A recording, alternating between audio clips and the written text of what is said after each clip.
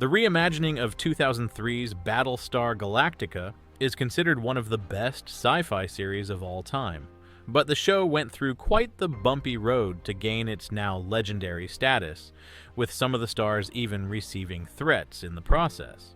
So what exactly happened prior to the show's eventual popularity? This is what we aim to discuss in today's retrospective. We'll also be disclosing many fun facts about the show throughout the video, so be sure to stick around until the end. Today, we're diving into the cosmos of television reboots to explore the controversies that orbited the 2003 reimagining of Battlestar Galactica. But first, we have to take a quick look at the original series from 1978. So, picture this. Disco was king, Star Wars had just blown up the box office, and sci-fi was quickly becoming very popular among American audiences in general. In the original series, the Cylons were created by a reptilian race also called Cylons, who had long since become extinct. These reptilians developed robotic Cylons to serve them, and after their creator's extinction, the robotic Cylons continued to exist, and eventually started viewing humans as a threat to their expansion. At the time, Battlestar Galactica was a visual marvel that boasted breathtaking special effects for television. The show's depiction of space battles and its ambitious storytelling really captivated audiences, even if some of the Cylons looked like they were late for a disco party. But despite its initial success and a dedicated fanbase, the series faced some tough challenges. High production costs and network decisions led to its cancellation after just one season, leaving many storylines unresolved and fans yearning for more adventures in the stars. While the original Battlestar Galactica had a brief voyage, its legacy endured and slowly set the stage for the reimagining that would reignite the franchise and introduce it to a new generation of viewers. But it wasn't all smooth sailing. You see, the reboot faced numerous production challenges, including network hesitations and budget constraints. At times, it seemed like the project was stuck in a cosmic holding pattern, and it would never see the light of day. But after numerous negotiations, a Battlestar Galactica miniseries premiered in 2003 and served as a reimagined introduction to new audiences. This 3-hour event laid the foundation for the subsequent 2004 television series. After a 40-year armistice, the Cylons launch a devastating surprise attack on the 12 colonies, nearly annihilating humanity. The Battlestar Galactica, an aging warship on the verge of decommissioning, survives the assault due to its outdated systems being immune to the Cylons' cyber warfare tactics. Under the command of Commander William Adama, the Galactica gathers a fleet of civilian survivors and embark on a perilous journey to find the fabled 13th colony while evading relentless Cylon pursuit. Aside from Adama, other key characters included President Laura Roslin. She was the former Secretary of Education who was thrust into leadership amidst the crisis, navigating political and moral challenges along the way. Moreover, Lieutenant Kara Starbuck was a skilled and rebellious Viper pilot, known for her exceptional flying abilities and unorthodox methods. Captain Lee Apollo Adama was the commander's son, a principled pilot striving to reconcile his duty with personal conflicts.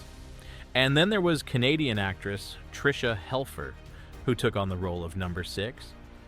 This character is a humanoid Cylon who beautifully embodies both allure and menace. She plays a crucial part in the narrative by manipulating key figures and influencing events that lead to the near annihilation of humanity. And this is where the show got risky.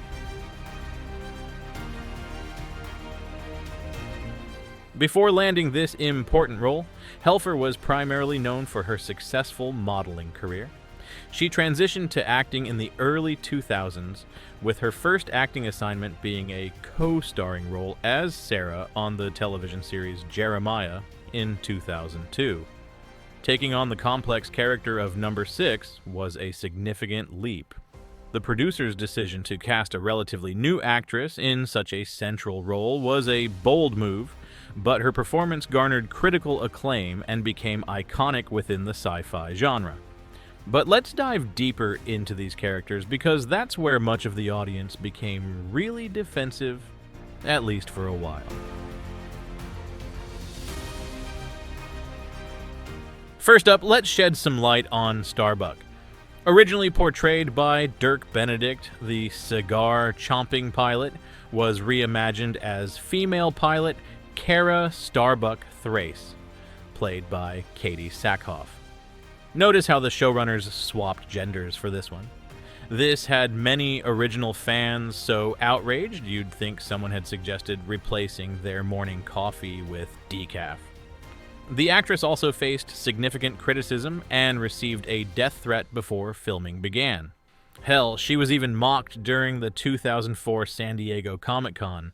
Then there's Boomer. In 1978, he was a male pilot, but in 2003, Boomer became Sharon Valeri, portrayed by Grace Park. This change not only swapped gender, but also added layers of complexity, including a hidden Cylon identity. Colonel Ty underwent a significant transformation as well.